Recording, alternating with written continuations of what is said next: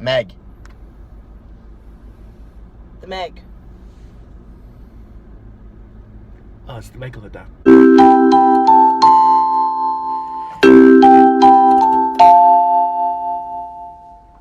I wanted to see Crazy Rich Asians. So we just saw the Meg. If you couldn't tell. With Jason Statham. It's going to be very brief what we think, I think, before spoilers. Yeah. So before we spoil the intricate plot of the Meg, everybody just go around and tell me just a general thought. There was a shark. Was there? I don't know. It was something.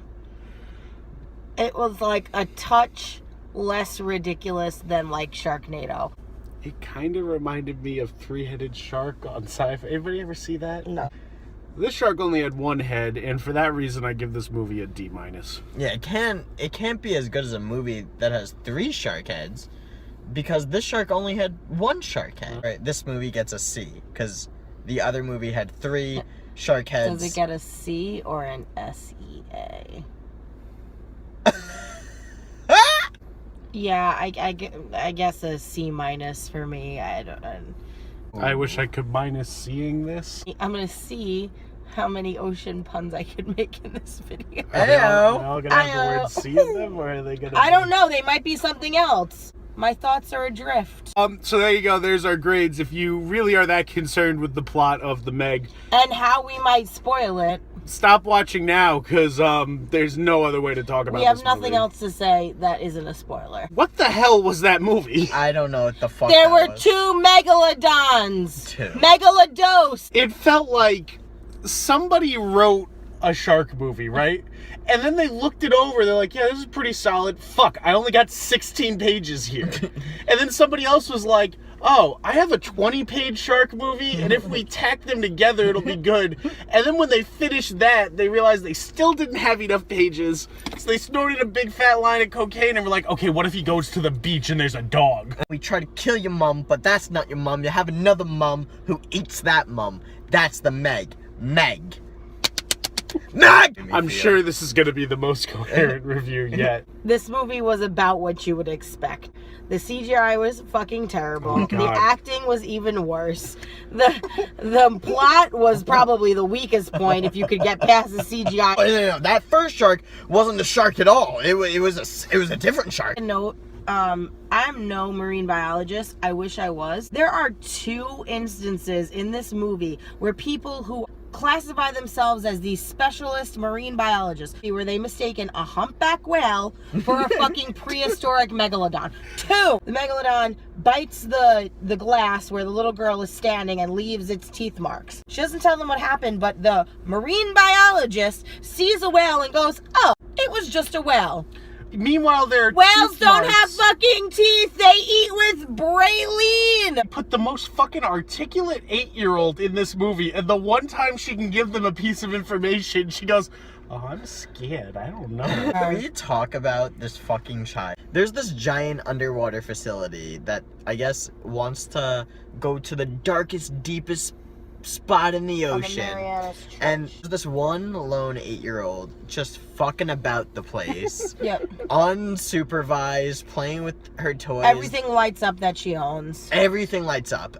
Nothing does not light up. Because the kryptonite... Because the shark is attracted to light. Attracted to light, to blood, to vibrations, to electricity, to panic. If to it's an item that you can name, the shark fucking likes that shit. Yeah. See, this is a great movie because you can make a great drinking game out of this. How many times does it end?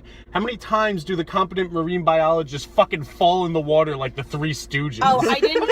Oh no, I'm every standing time. too close to the edge of the boat. I think every single person in this movie had fallen into the water at least 3 times. So much so to the point that one of them falls in the water with a life jacket at one point, and the 8-year-old has to explain to him what exactly a life jacket is. And then they keep making points to say how fucking ginormous this shark is. The humpback whale is not that big. So wouldn't you think, oh, this isn't that big. It can't be the megalodon. Some of the characters before... Alright, so there's this one part in the movie where they kill a shark that's, surprise, not the megalodon. and they capture it and they have it on their boat and they're hanging it up like, ha ha ha, look what we caught. And some of the characters that had seen the megalodon and how massive it was were looking at the shark, who is clearly much smaller than the megalodon. Like, not even half the size. And they're just like, yeah, that's it. That's totally it. But in that scene, Jason Statham is looking at that thing, says to the Chinese, he goes, that's not the shark. And then turns around in the next breath and goes, hey, I bet you can't stick your head in there. Meg. They're all acting like fucking infants because they'll fall off the fucking boat. And then he just fucking hangs out there. Like, okay, you had one giant shark. That doesn't account for the rest of the fucking shit in the ocean. That's all I kept thinking about. I'm like, okay, great. Yes, the megalodon obviously is the apex predator here. It's huge, big problems. Okay, there are still like 16-foot great white sharks in chummed water that will fucking eat you. And you know that. You don't need to have a megalodon to kill you in the ocean. And you know that because you're a marine biologist. Yeah. It's never like, whoa, like an explosion, I was blown off the boat. It's always on the safe parts when they're all just fucking around celebrating, and they're all like, whoa, whoa, whoa, whoa, whoa! Every time. It's like, oh my god, we need to get away from here really fast. Put our engines to the fucking max, and everybody flies off the back of the boat. I want to talk for a second about the first save that Jason Statham makes, because he's got the pod attached to them. That's actually the second save. Okay, so the second save. The first... Toshi? They really want you to care about this Asian man inside this fucking pod walking that you stereotype. You have no connection to whatsoever, other than the fact that he giggles at the word inserted. Unless you watched Heroes, because I think it's the guy from Heroes. Okay, that's great, but this isn't a movie about heroes. Heroes? Is it fucking 2004 again? The Asian guy who dies goes, oh, we're not gonna have enough time to climb up here. And the other guy goes, oh, you don't think that we'll be able to make it up there in time? He goes, no, I don't think that we can climb fast enough. But in the time that you're saying this to each other, it doesn't take that fucking long to climb up 4 steps. It's like a 10-foot ladder. I think my favorite part of the movie was then they had those 2 really close-up shots of Ruby Rose trying to cry.